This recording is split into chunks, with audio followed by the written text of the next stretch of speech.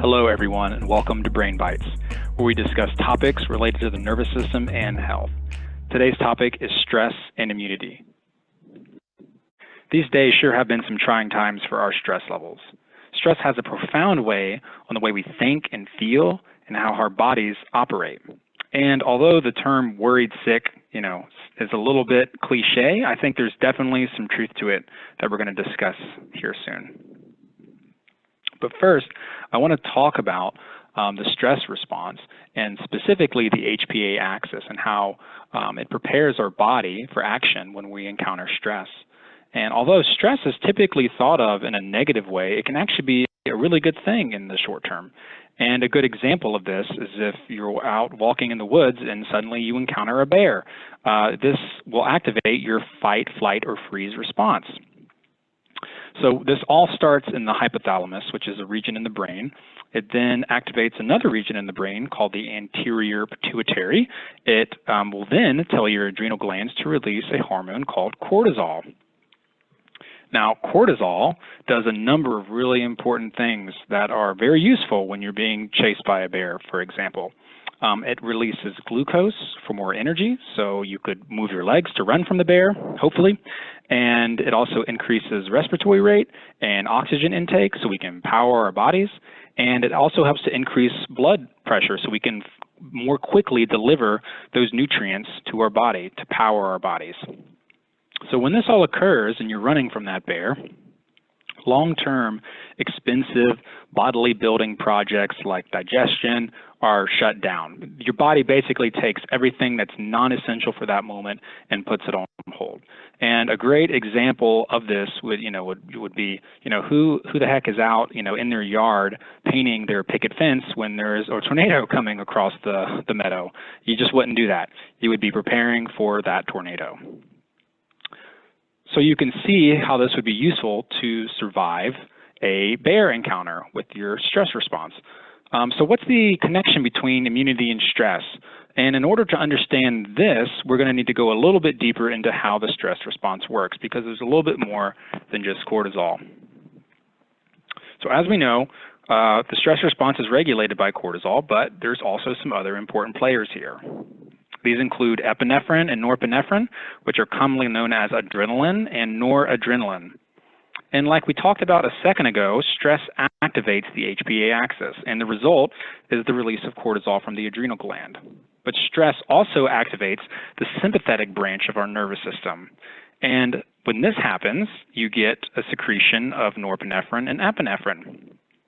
And it's good to note that typically norepinephrine and epinephrine are actually stimulated first when the stress response is activated, followed shortly by cortisol.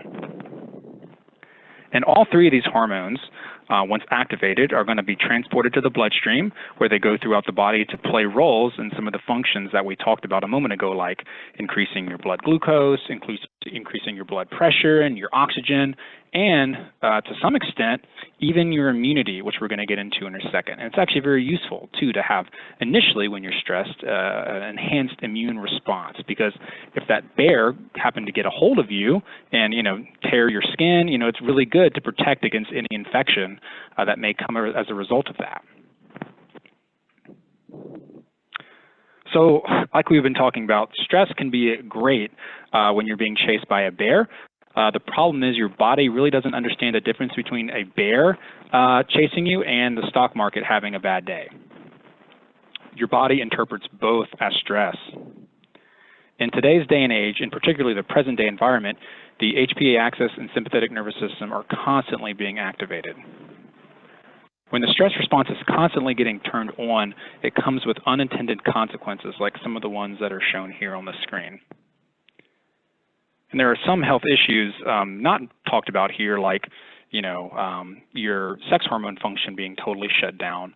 That can also happen as well. If you're being chased by a bear, the last thing you're thinking about and your body's thinking about is procreating. It's going to turn off long-term building projects. So unfortunately, we get a lot of these side effects with chronic stress. And another side effect that can come about is a negatively impacted immune system. And like I was saying, initially you can actually get an improvement in your immune function just for a short period of time. But over time, your immune function can actually become damaged. So let me show you what I mean. Too much cortisol can increase the risk of getting sick and also increase recovery time. So you don't want too much cortisol. And too little cortisol may mean the immune system doesn't respond as well to challenges. So with cortisol, it really is this Goldilocks zone where it's not too cold, not too hot, just right, where you want a really nice balance of cortisol for your immune system to function properly.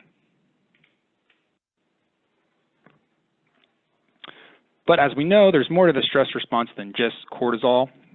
Epinephrine enhances the body's initial immune response, and norepinephrine may actually interfere with the ability of some microbes to multiply and spread.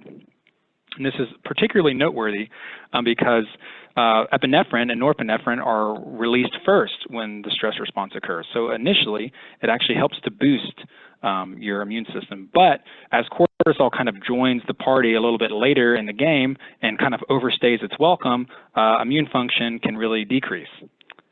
And it's also really important to talk about the role of these two inhibitory neurotransmitters, serotonin and GABA, because they play really important roles in controlling stress, which obviously impacts immune system function. So you need serotonin for proper cortisol activity, and GABA helps to decrease this stress response activation.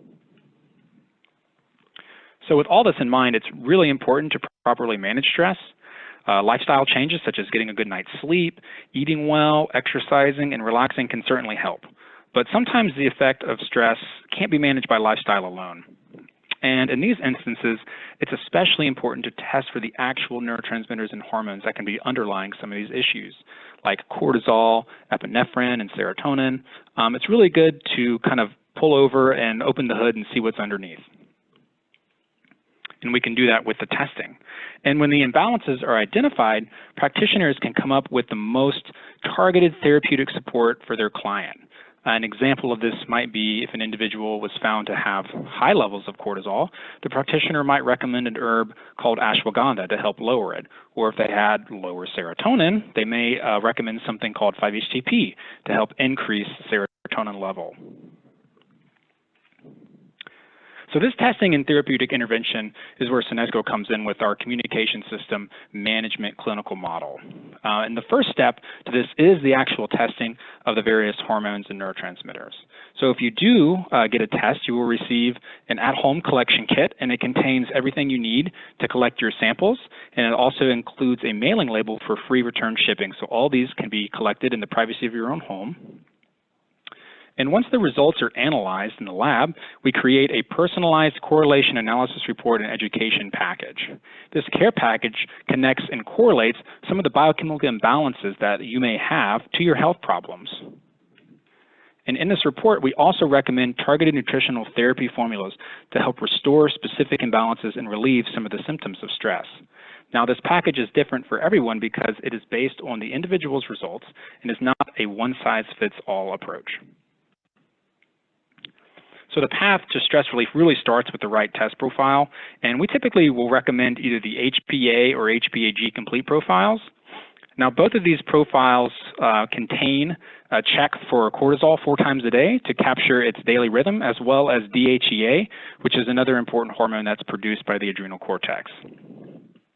Both profiles also test for 7 neurotransmitters, some of which we talked about, that are commonly involved in the stress response or symptoms related to stress. And the primary difference between the profiles is that the HPAG complete also measures salivary sex hormones. This includes the 3 estrogens, progesterone, and testosterone. Now, this profile is recommended for individuals over the age of 40 or for individuals with complaints relating to the sex hormones, such as PMS, menopausal symptoms, and low libido. If you already have a Senesco healthcare provider, just contact them today to ask for your profile kit. If you do not have a provider, visit our website at senescohealth.com to find one near you. And if you happen to be a healthcare provider yourself and want to offer Senesco's services, the CSM clinical model, in your own clinic or telemedicine practice, click on the Become a Provider link on the website. And while you're there, do check out our blog and sign up for our newsletter. You can also follow us on social media to get more brain bites.